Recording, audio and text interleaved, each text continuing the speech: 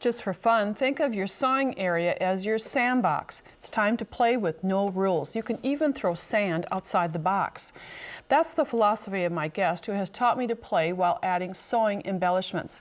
Please welcome Vicki Tracy, a playful stitcher. Thanks for being with us, Vicki. Well, thank you for having me, Nancy. I love fabrics, embellishments, and trims. I find them to be a creative opportunity, and my favorite mantra is, if I sew it together, it goes together. One of my favorite palettes to embellish is a tricked out tee. After some resourceful cutting of an ordinary t-shirt, we'll show you how to add a carefree couching to this uniquely shaped artful shawl. Embellish outside the box, that's what's next on Sewing with Nancy. Sewing with Nancy. Celebrating 30 years of sewing and quilting with Nancy Zieman is made possible by Baby Lock, a complete line of sewing, quilting, and embroidery machines and sergers. Baby Lock, for the love of sewing. Madeira, specializing in embroidery, quilting, and special effects threads because creativity is never black and white. Koala Studios, fine sewing furniture custom built in America. Clover, makers of sewing, knitting, quilting, and embroidery products for over 25 years. Experience the Clover difference. Amazing designs and Class A needles. The perfect palette for Vicki's carefree couching technique is the tricked out tee that she was modeling. Vicki, that's very clever. Well, thank you. I'm glad you like it. Let me just show you a close-up. There's a t-shirt under all of this, and yes, the t-shirt starts off with the neckline, and here's the rib neckline that's moved to be the armhole, and what was the sleeve, the armhole of the sleeve, which will cut off, becomes the neckline. And to do this, you may think, how is this going to be done? Well, you start with a whole t-shirt. It can be used, it can be brand new. Then you trim off both armholes and cut up the seam allowance or the seam edge of one underarm seam. And if you'd like, you could straighten that edge. It might be a little curved. Then Vicki's going to begin by stitching, couching, zigzagging over the hemline area. And you have threaded your machine. You have the appropriate thread. Why don't you tell our viewers about that? The best thread to use probably would be monofilament, because that is going to show less, and it's going to mean you don't have to change colors all the time. So there are two kinds of monofilament, basically. One that is a smoke color, you would use that for medium to dark, and one that's a clear color, and you would use that for white to pastels. And just use all-purpose thread in the bobbin. Just use up bobbins that are halfway used. Absolutely, that would be a great way to use those. This gives you a chance to buy things outside your normal comfort zone. Outside the box, yes. All the time, because even if you're not a knitter, you love shiny fabrics and shiny fibers, and so you can buy yarns, you can buy seam trims, you may have laces, you can twist two together, you can mix colors. This is a great way to play and get colors that mix together beautifully. So as you begin, the first row can be right along that hemline that is already established by your t-shirt. That is a cover stitch hemline, and that gives you a good place to start. As you start, you will be zigzagging over yarn. It can be one strand, or if you decide, you can twist two strands to work with that. If you're more comfortable marking, that's fine too. I usually just like to eyeball it. Once you do that first row of stitching, and you would complete that line, then you would decide to make that second row about a hand's width apart. Usually I start with one type of trim and complete the whole palette with that type of trim, and decide about how far apart I want to put it, and do that throughout the whole palette. So that gives you a lot of thinking time, a lot of monotonous stitching time, and that's kind of comforting sometimes. And you don't measure. Not at all. You just eyeball. If you are more comfortable with measuring and marking, do it your way. But you can eyeball, and because this trim is all over the place, that works out great. Then, once you do that, you will decide on another type of trim. Maybe you'll want to add another color. Maybe you will want to combine a couple of colors. We're going to add in between this line of stitching a little bit of seam tape. So you would go from that line of stitching to the seam tape, and this is where that monofilament thread really comes in handy because you're not changing threads all the time. And as you mentioned, if you want to use up old bobbins, if you want to use weird colors of thread in the bobbin, that's fine because that's not really going to show. Then, at some point in this process, you probably won't like your project. The only thing that you need to do is add more stuff. And this is all about covering a palette with all kinds of things. And you can see from this finished shirt that there are all kinds of things added on here. And the shoulder adornment, you even use portions of the sleeve and cut it apart and knotted it and added trim and fringe. And then let's look at the hemline buttons. The buttons add a little bit of weight so that way when you're wearing the garment, it drapes beautifully. We have to share with our viewers this tee. This, when I first met you, this is what you were wearing. Oh. And this was, you explained to me, this was your painting shirt. Absolutely. It was one of those old silk shirts, and so There's a little paint as a little memory of it. it is, and I could cover that up, but I like remembering that Sure. was once very humble. Now you see many other embellishments that are added to this tricked out tee. We'll be sharing that with you throughout this series, but we wanted to share with you how to disassemble a shirt and add the carefree couching, just zigzagging and randomly stitching on the shirt. Vicki has been known to say, add just a little bit more. In this case, it's more buttons and more trim that add a touch of wow.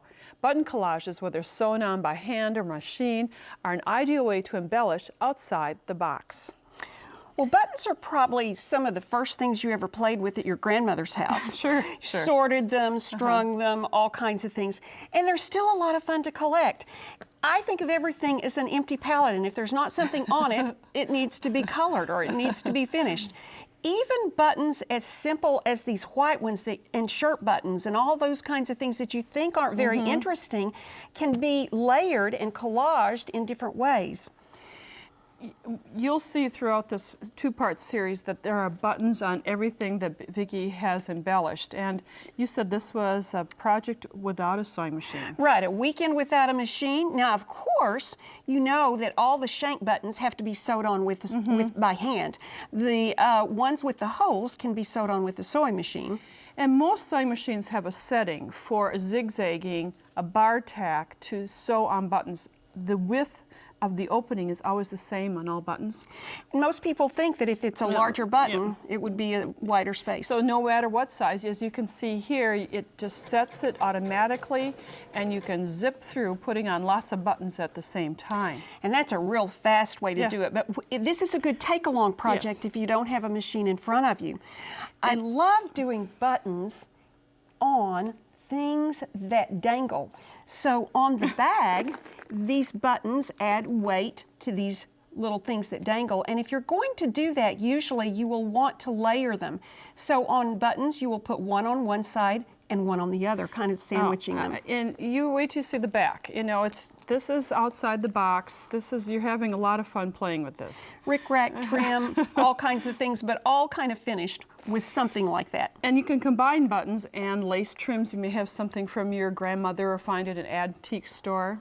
And that really gives some memories to your sewing. This jacket is embellished with buttons all over the place, and on the linens that are already stitched together, then we have added buttons to the very bottom so that it gives enough weight for that to be a little more impressive as well.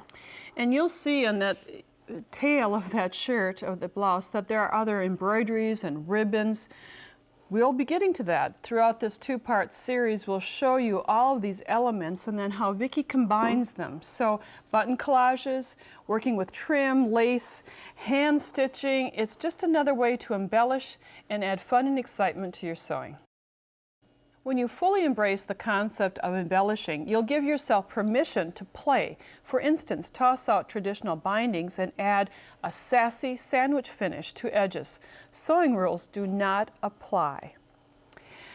Vicki, when I take a close-up look at this, I didn't realize that these edges were all finished just by sandwiching fabrics, bias fabrics. And bias fabrics are such a good grain because they're fluid, they flow, they'll make the curves. And then you fringe later, so don't worry, you're not going to have to sew in between the fibers.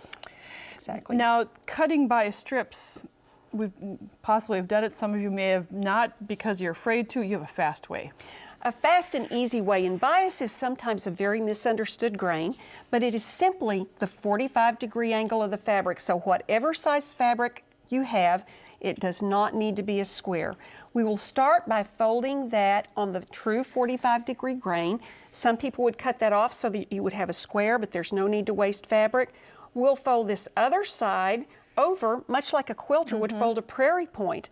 And then the main purpose of folding this again is just to get it on the mat so that you can use your ruler and your rotary cutter in an easy and convenient way. Now we're going to start by cutting off that first fold so we'll have a very even piece. So use your rotary cutter and your ruler, cut off that first fold. Then we will be ready to just begin cutting our strips at a 1.5-inch width all the way across, just like you would slice a roll of slice and bake cookies. And look at this, all becomes continuous. You have many strips and it fits on the mat this way. That's what I like about it. You can sandwich the edges of sweaters, of tops, and I'll get to the right side here. And you'll simply, whether it's a straight edge or a curved edge, we press a crease or a memory in the bias strip. And you like to put this on in 2 steps. I think it's easier because then you can really establish where that raw edge is going to be inside your bias and you can catch it for sure. So we're going to zigzag this crease right on the sweater to put that first row of binding on, or bias. And then the second side shows that we've used contrasting thread, but then you overlap, you sandwich the edge and zigzag over this area. And with the second row, you can just keep those 2 edges together, so there's no need to press. And you could also add couching, and here you can see that at the second time we're just couching and adding the second layer all at once. Beads, trim, any kind of extra color that you'd like. Some fabrics will ravel easily, some you have to give a little encouragement to, and rough up the edges. Distress it with a brush, a real stiff brush. A chenille brush works great. So we have a little work to do on this, but that will give us a unique look to that edge. I like it. Now Vicki has another idea. Here's the sassy sandwiching technique on a over-the-top poncho. You can add a neck opening to a large rectangular scarf and then sandwich the outer edges with what this is called a come what may technique. On this poncho, we have added a little bit of definition by using a fabric that is very striking and then adding some border to it that is black and adding a little bit of extra credit so that you don't see the back. When you see the back edge, it looks like you're supposed to see the back edge. Vicki adds a lot of extra credit to her fabric, and I think that's very charming, like a scarf or a 45-degree, not 45-degree, but a 45-inch square could work, and this is a smaller sample. You'd fold it in half, and then fold it in half again, and along your right edge is the fold for the center front and the fold for the shoulders. In the book that accompanies today's program, you get a little shape for the neckline, and you just pin fold to fold, cut it out. And cut bias strips again. The same ones. You can have lots cut in advance if you'd like, because you're going to use them for everything. So even around that neckline, you can add 1 layer. I happen to add the top first, but you could add 1 layer and then add the second layer. And this is of the green. And then you could just fringe it and work at it. So it's really fast to put on. It is very fast to put on, and this poncho is easy to wear. On this one, we've added a black ruffly fabric for one side of the edge, and then we're going to add a little trim on the back to cover that up. And that could be just a bias strip, it could be lace, it could be any kind of trim that you like. So the corners, you can make them very fast. Here, if we can look at this, it's kind of like making a quilt. You just put it to 1/2, you just even chop that off. So, Exactly. and cover the underside. So sandwiching, whether it's on a knit or a woven, it's a really excellent way to embellish and add personality. If the thought of ruffles brings to mind precise and perfect feminine trim, think again. Use bias cut strips with unfinished edges to add a slightly edgy finish. Not limited to apparel, edgy ruffles can be glued, tucked, and stitched to add an unconventional accent. When you take a close-up look at Vicky's work on this scarf as an example, there are 1-inch wide ruffles, very evenly stitched, lots of buttons and doodads. Vicky, you're a pro at this. Well, I always say more is more. More is more. Very profound. And to get the ruffles, the edgy ruffles, so you can add more, we're going to use the ruffler foot. I often think this should be called the tucking foot because it makes tucks, not ruffles. It fits on the machine in the traditional way. And then this U or C-shaped clamp fits over the needle bar, and you'll see that as Vicky is stitching. And it looks kind of like an earth mover for sewing machines. And it has a gauge at the top where you can set it to 1, 6, or 12. At the 1 setting, it takes a tuck or a ruffle at every stitch, every 6 stitches, every 12 stitches. And we're not going to make wimpy ruffles. Oh, absolutely not, because we want a tuck at every stitch. But you can also adjust those tucks by the way that this little screw screws in. The shovel inside that ruffler is going to be adjusted, and it will make that ruffle as deep or as narrow as you choose. And then your stitch length also has something to do with that. So you can play with that a little bit. And we've cut our strips. We've put the fabric in between the ruffler, in between the blades of the ruffler. And then we kind of aim for the middle. Now you Sure. said they were stitched down very precisely, and thank you for thinking that. This is not an exact science either. I don't mark, I just eyeball, because everything is going to be so scrunched up. If you make little wobbles, it's not going to make any problem at all. Now, you can do just mounds and mounds of ruffles if you choose, because they are so beautiful in a bowl that you can let them sit there and marinate until you decide what you're going to do with them. And we have silk dupioni that you're working with, and then what you're holding Is a cotton voile, very lightweight. So in fact, it's 2 layers. that light, roughly fabric really does creates a really charming ruffle. We've kind of building in this program, learned the technique, added another one. Well, here we're adding ruffles, and we're also adding the couching technique. So on a scarf, Vicki has a Pashima scarf that she split in half. It was plenty wide, and pinned the ruffles to the edge. You can kind of, I'm twisting 2 layers of trim together. Using that couching treatment, I've pinned the ruffle to the scarf, and then just zigzag over the edges. And so combination of things. Now you get the idea. This is not difficult sewing. This is free form. You're kind of sewing on the wild side. And you're not marking either, because No. the next ruffle just goes right against the last. so speaking of wild side, I don't think we've glued in ruffles before on Sewing with Nancy. And what better way to accent some fantastic looking shoes. I think I'd be 6'2" in these, but so I let you wear these, and you can see that this ruffle really is a fun accent, because not only are you going to wear these shoes, but you're going to wear this handbag, carry this handbag that has the same fabric ruffles down the front. And the neat thing about the bias edge is that the fabrics fringe just a little bit. They don't string out, but as you wear it and as you handle it, those ruffles just get better and better. Now, more is more. You know, Exactly. you have trim and silk dupioni. We're going to learn about the sealed edges in our second program. You've added silk ribbon. This is eye candy. Well, it is, and what we did on that purse is that we couched down rows of beads instead of the rows of trim. So if we take a close-up look inside, there's a little bit more bling added, a little bit more uniqueness, not just zigzagging over a cord. So embellish outside the box, there's a lot of playing to be done.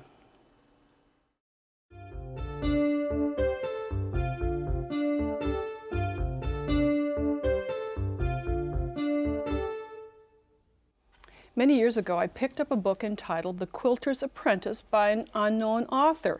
It was the first book for this author, and I read it cover to cover. I thought it was fascinating. It said someone would combine fiction and relationships with stitching, one quilt at a time. Little did I know that I'd come to know this author and soon be interviewing her on my TV show. Welcome back, Jennifer Chiaverini, for her 18th book. Oh, thank you. Oh, the wedding quilt. What a wonderful, charming story. Oh, thank but you. it interweaves past experiences and future. That's right. This book really does tie into the first one that you read, With The Sarah, Quilter's Apprentice. right? Sarah was the bride in the first novel, and That's now right. she's the mother of the bride. Right. We do leap into the future a little bit in the wedding quilt, and we get to see Sarah about 30 years after she first came to Elm Creek Manor and launched that wonderful quilters retreat, Elm Creek Quilts, and all of the family and friends and Elm Creek quilters, past and present, have gathered in order to celebrate this very, very special occasion of the wedding of Sarah's daughter, Caroline. Now, Sarah, fictional Sarah, never had a wedding quilt. No, she did not, because there weren't any quilters in her family. And when she got married, it was before she learned to quilt herself. Sure. So her first quilt was a gift for her husband to celebrate an anniversary. But she wants to make sure that her daughter has a wedding quilt of her own. We don't want to give too much of the story away, but it's very, I love the way you bring characters from the past books and, as you said, look into the future, but then also bring in the element of quilting. Oh, that's absolutely true. Well, of course, at Elm Creek Quilts, with all of these quilters gathered, and for such a momentous occasion in Sure. the life of a family, quilters always make sure that there are quilts to make and quilts to give as gifts. Part of the process, and then part of the gift is in the giving, as I often say. And you That's have right. 2 quilts that are featured or mentioned and then featured in this book, and let's talk about them. Sure, that's right. Well, in the wedding quilt, I always do like to make the quilts that my characters make in the story, just because it's fun for me, and then it's also fun for my readers to see. And one of the quilts in the story is a double wedding ring, but it's not, it's departed a little bit from the traditional pattern in that it has some beautiful floral appliques in the center of each of the rings. Very charming, and the color combinations that you have, kind of the roses and forest greens blend together so well. I thought that would be a nice combination for a bride's quilt. Yeah, very nice. Then there's the memory quilt. That's right, the memory album quilt. And this is a quilt that Caroline is not going to receive on her wedding day because it is still in progress. Sarah has decided to depart from the double wedding ring tradition and make a quilt that will serve as a wonderful memento of the wedding weekend itself. So what she does is she takes a traditional album block pattern called the memory album, and she and her friends, when Caroline is busy doing other things, they go around with fabric prepared for signatures and special pens, and they have all the wedding guests sign these pieces of fabric On the slide. on the slide, because they don't want to spoil the surprise Sure. for either the bride or the groom. And then after collecting all these wonderful messages of good wishes and congratulations, Sure. she and her friends plan to stitch them all together in a beautiful quilt that will be just a wonderful keepsake of that very special day. And you've brought one of the rectangles. Yes, that's right. Well, what I like to do, I find that it doesn't work very well to just give someone a loose piece of fabric with no stabilization. So what I like to do is to take the fabric that you're going to sign, or have your participants sign, and I like to iron it to freezer paper. Sure. And I usually start with a page that's about the size of a 8.5 by 11 sheet of paper. Sure. And then I trim it down to the size of the piece in the pieced block, including the seam allowance. And then you've masked out the seam allowance. Very Absolutely. smart. And I go in, I don't make sure, this is 1/4 inch tape. It's good for marking quilting Sure. lines. I don't worry about putting it flush to the edge. In fact, I put it in a little bit Yes. just to give me that extra allowance. And So- then you give a boundary to the message, the signature. I can tell people, instead of just, especially if someone is not a sewer, Right. if I say, you know, Right. don't write in the seam allowance, that might be unfamiliar terminology. exactly. So instead I say, stay within the tape and you'll be in good shape. Well, someone can make a memory album quilt for a wedding or an anniversary, but Graduation, but they any really occasion. should kind of get a nice little story behind it and This is charming, as all of your books are. Thank you. Thank you for being such a prolific author Oh, my pleasure. and writing about a topic that's dear to many of us, Jennifer. Appreciate you being our guest. Oh, it's my pleasure. Thank you. And you can find out more about all of Jennifer's books by going to our website, nancyzieman.com. At the site, you'll click on Nancy's Corner, and then at the 2600 series, you can find Jennifer's information. Also at nancyzieman.com, you'll be able to watch online videos, video on demand of the last 52 shows of Sewing with Nancy. Thank you for watching our program, and Jennifer, again, thank you for being our guest. Hope you'll join us again. Bye for now. Nancy and Vicki Tracy have written a fully illustrated book entitled Embellish Outside the Box that includes all the information from this two-part series. It's $14.99 plus shipping and handling. To order the book, call 800-336-8373 or visit our website at sewingwithNancy.com/2616. Order item number BK2616, Embellish Outside the Box. Credit card orders only. To pay by check or money order, call the number on the screen for details. Visit Nancy's website at nancyzieman.com to see additional episodes, Nancy's blog, and more. Sewing with Nancy, celebrating 30 years of sewing and quilting with Nancy Zieman, has been brought to you by Baby Lock, Madeira Threads, Koala Studios, Clover, Amazing Designs and Class A Needles. Closed captioning funding provided by Olyssa.